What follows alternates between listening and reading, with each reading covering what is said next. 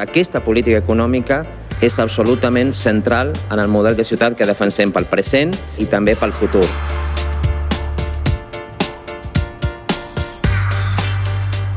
Barcelona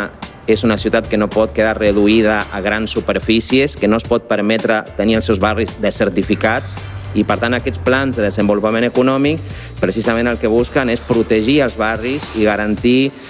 que el petit comerç, que les microempreses, que les cooperatives, que el tercer sector tinguin una presència forta.